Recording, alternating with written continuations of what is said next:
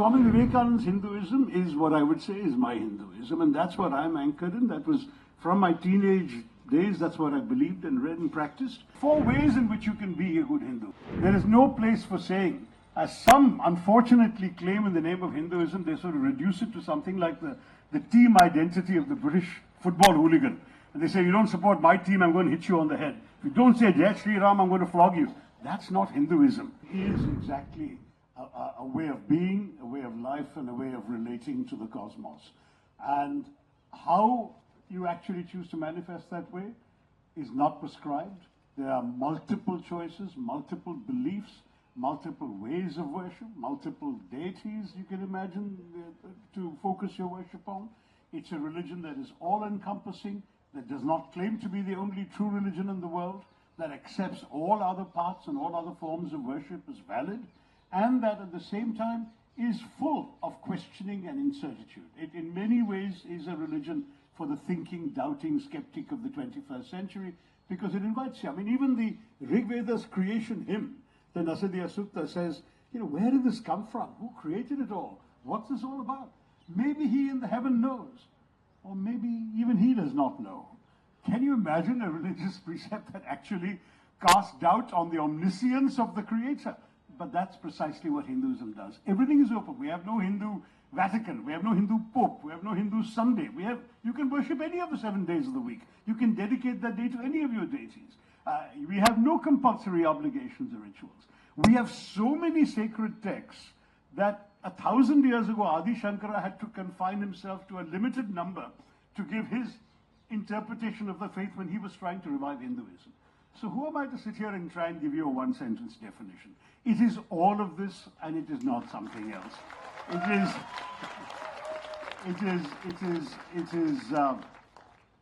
is in many ways, I've made the slightly provocative argument at the end of my book that in many ways it's a perfect faith for the 21st century, because in this networked world, it's kind of an open source faith. It takes ideas from everywhere. That in this world in which there's a resistance to absolute hierarchies, there are no absolute hierarchies in Hinduism. In a world in which there is skepticism, there is doubt, there's even talk of post-truth. Hinduism is a religion that acknowledges that the greatest truth is the admission of the existence of other truths. So all of this, I mean, I have very, very sort of little doubt that mine is itself a partial explanation, and that for the explanation I give, others can give another one. But mine is based on a very wide and rather detailed reading of spiritual texts over a long period of time that I've tried to distill into this understanding. But it's very close to the way in which Hinduism was taught and preached 1,000 years ago by Adi Shankara. Then, of course, various revival and reformist movements came. Then Swami Vivekananda gave it the modern coloring in the last decade of the 19th century. And Swami Vivekananda's Hinduism is what I would say is my Hinduism, and that's what I'm anchored in. That was from my teenage days, that's what I believed and read and practiced. And I don't believe that that Hinduism is often properly understood by those who claim to be speaking in its name. And that becomes a particular challenge, but that I know is not what this is about today. But then where is the sort of religion in this? It sounds to me like you're making the case for something that's very, like there's skepticism at its heart, and there's pluralism and liberalism as well. Yes? So we're seeing pluralism, liberalism, and skepticism as the cornerstones of what you're defining, and you're saying it's very 21st century, it's open source.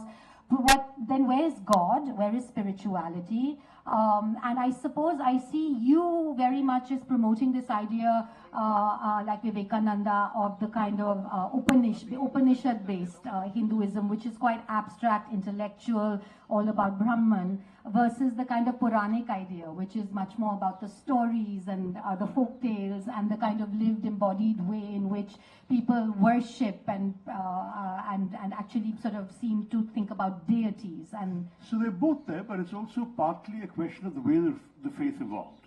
See, the original Hindu concept, you go right back to the ancient times, to the Rig Veda. The ancient concept of God in Hinduism was actually very similar, this is going to shock you, to the Islamic concept of God today. There is a God without shape, without qualities, without gender, without sound, without some God you cannot see or imagine, the Nirguna Brahman. This God, this spark, this idea that permeated the entire cosmos. But then, after a few centuries, the rishis began to realize this wasn't enough for ordinary people. They were going around worshipping trees and rivers and mountains. So they said, no, people need something to focus their worship on. So let's think of the Saguna Brahman. The Saguna Brahman is the God with qualities, with the way in which you can imagine this great deity. And when that idea of the Saguna Brahman came about, they also accompanied it with the same Rigvedic skepticism. They said, no one knows what authoritative image there is. I mean, you can't say God is this guy with a white beard towering above you in the clouds. There's no guarantee. It might not even be a male, right? So you are free to imagine God as you wish, because the imagination is itself an admission of our unknowing. It is for us a crutch on which to focus our worship of the absolute, of the divine, of whatever you want to call it, of the Brahman. And therefore, if you want to imagine God as a 10-armed woman riding a tiger, that's fine. You want to imagine God as a pot-bellied man with an elephant head writing on a tablet with a mouse by his side, that's fine too. But by the same logic, my friends, if you want to imagine God as a bleeding man suffering on a cross, that is fine too to the true Hindu. And that is something that people have to understand. Swami Vivekananda would say this. He said that which some call as Allah, some call as Jehovah, some call as Jesus, some call as Shiva or Vishnu, that's all the same thing. He used to quote the Shiva Mahimna Stotram, which says that just as many rivers flow, some straight, some winding, some downhill, some through valleys, and end up in the same sea, so also all forms and ways of worship end up at the same divine. So that is the reason why we have these different views. And don't forget, this is the oldest continuously practiced faith in human existence.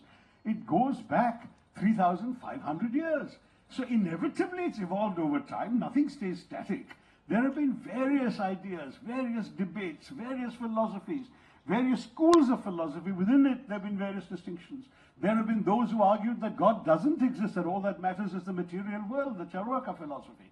There are those who argued that you should renounce the material world, that it's all illusion, all that matters is the divine. All of this is permissible in Hinduism. You have to read and pick and choose. There are 4 forms, as Vivekananda brilliantly summarized it. The 4 ways in which you can be a good Hindu, right? So there's Jnana Yoga, which is through reading and knowledge. You find out about these spiritual ideas, as I've tried to do. There's Bhakti Yoga, which is what most people do. That is, they go and worship. You go to a temple, have a puja room at home, pray. That's Bhakti Yoga. Then there is Raja Yoga, which is interiority, meditation, looking for the truth within yourself. And that takes a fairly evolved person to be able to do that, and some do. And finally, don't forget, Mahatma Gandhi was a great practitioner of this. There's Karma Yoga, which is to actually worship God through serving humanity, through serving your fellow man and woman. Why did the Ramakrishna mission get set up? The whole idea was, rather than just going around preaching religion, let's go out and serve people. Let's educate them. Let's teach them science and mathematics. Let's actually give them some spiritual ideas and moral values, but along with practical tools for living. That's Karma Yoga. And all these 4 are equally valid, my dear Pallavi. So if you want, you can be a Jnana Yogi. If you want, you can be a Bhakti, complete total worshipper of particular your favorite deities. But you can also go off and be a Karma Yogi and go off and serve humanity and say, that's my worship of God. And the Hindu will embrace all of this and accept all of this. But in all of this, there is no place, I'm quoting Vivekananda again, he said, the Hindu will never light the fires of Inquisition. There is no place for saying, mine is the only way. There is no place for saying, as some unfortunately claim in the name of Hinduism, they sort of reduce it to something like the team identity of the British football hooligan. And they say, you don't support my team, I'm going to hit you on the head. If you don't say Jai Shri Ram, I'm going to flog you. That's not Hinduism. That has nothing to do with Hindu Dharma.